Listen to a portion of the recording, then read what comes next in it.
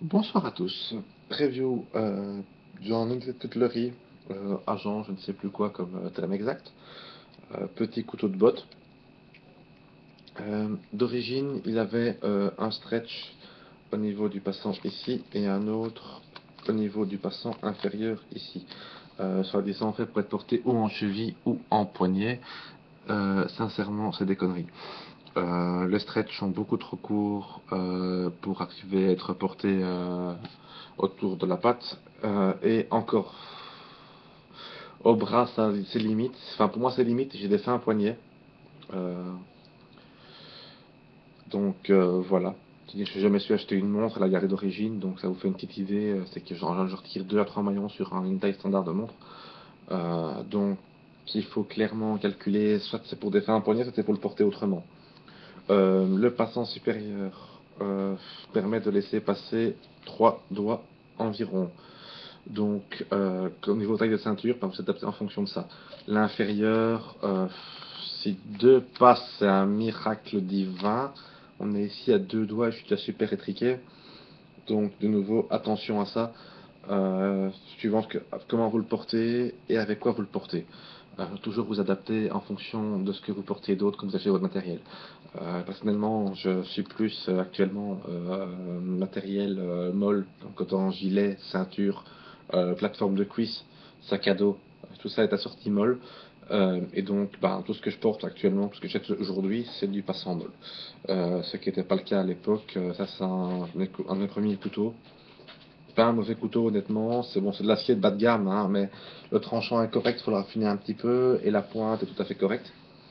En revanche, clairement, il n'est pas portable sur ce que je porte aujourd'hui. Là où j'ai un équipement beaucoup plus raffiné, beaucoup plus high-tech, beaucoup plus cher aussi, hein.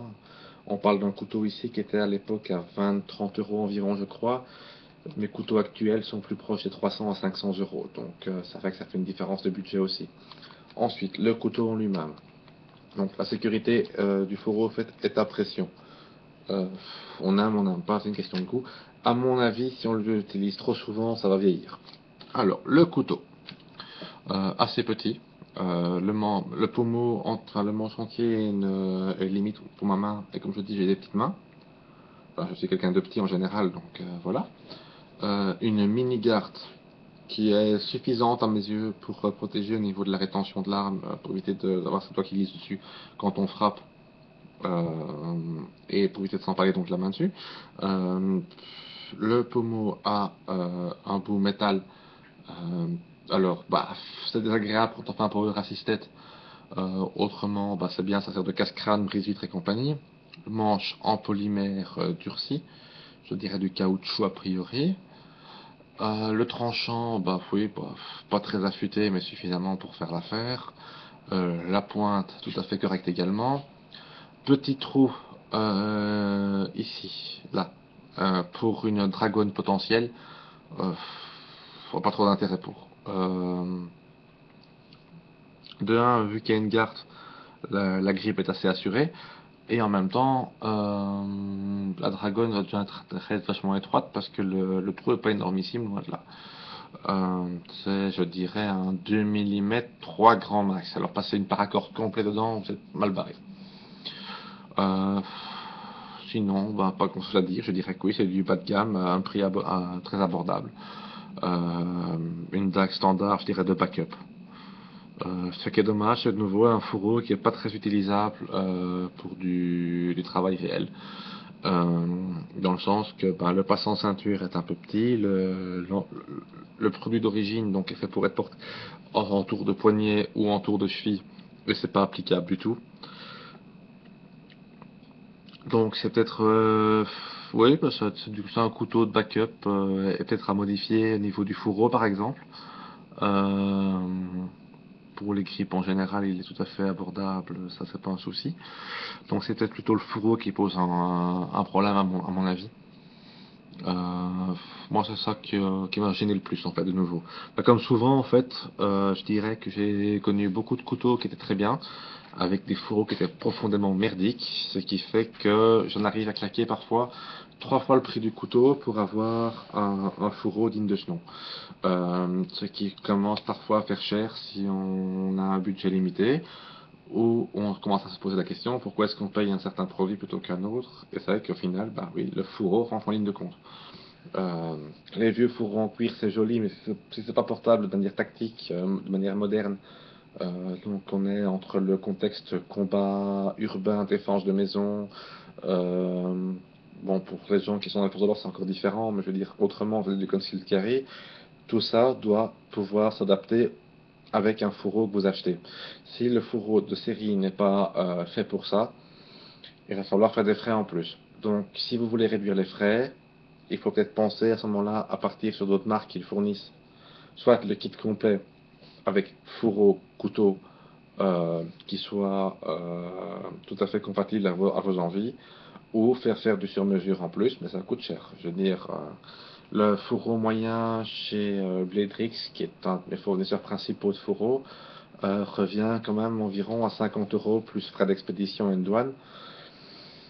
Ça me fait mal pour un couteau qui vaut parfois 25 ou 30 euros. Maintenant, pour un couteau haut de gamme, ça me dérange absolument pas de payer un supplément de autant.